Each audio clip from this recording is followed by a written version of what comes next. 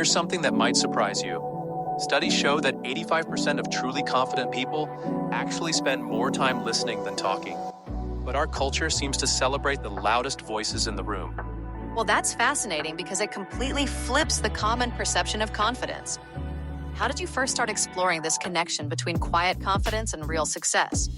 You know, it all ties back to what Cal Newport discovered in his research, that genuine confidence comes from developing deep expertise rather than surface-level knowledge. He found that people who spend just 30 minutes a day practicing deliberately at something eventually develop this natural, unshakable self-assurance. The way you're describing this reminds me of that famous study where they tracked musicians' practice habits. The ones who became masters weren't necessarily the most talented, but the most consistent. Exactly right. And here's what's really interesting about that research. They found that the most confident performers were actually the ones most willing to admit their mistakes and learn from others. It's this beautiful paradox that Ryan Holiday talks about in Ego is the Enemy. That makes me think about how this applies in everyday situations. Have you noticed specific patterns in how truly confident people interact with others? Well, let me share something fascinating from recent behavioral studies.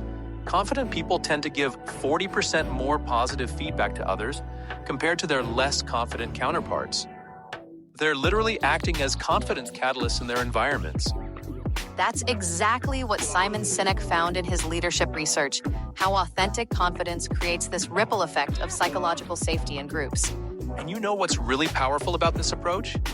Studies show that people who regularly share their knowledge with others experience a 23% increase in their own mastery of the subject. It's like this positive feedback loop of growth and confidence. The way you're explaining this really highlights how different it is from what we usually see on social media and in popular culture. Well, here's the thing. Research from Harvard Business School showed that excessive self-promotion actually correlates with lower levels of perceived competence. The most respected leaders they studied spent 3 times more energy lifting others up than promoting themselves.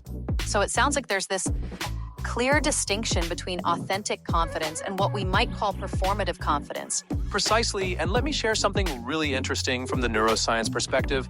When people engage in genuine teaching and mentoring, their brains release oxytocin, which not only builds trust, but also reinforces their own sense of capability and worth. That's fascinating how it all connects on a biological level to our sense of confidence and community. And here's what I find most actionable about all this studies. Show that implementing just 3 small confidence-building practices daily, like giving sincere compliments or sharing knowledge, can lead to a 40% increase in perceived leadership capability within 6 months.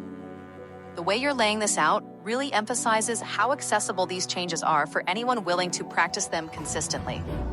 Yeah, and what's really encouraging is that research shows it takes just 66 days on average to form these new habits.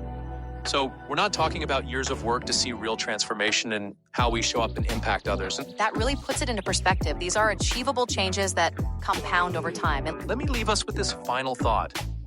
A recent global study found that teams led by quietly confident leaders showed 31% higher productivity and 47% better collaboration scores. It's clear evidence that authentic confidence isn't just personally fulfilling, it's a catalyst for collective success.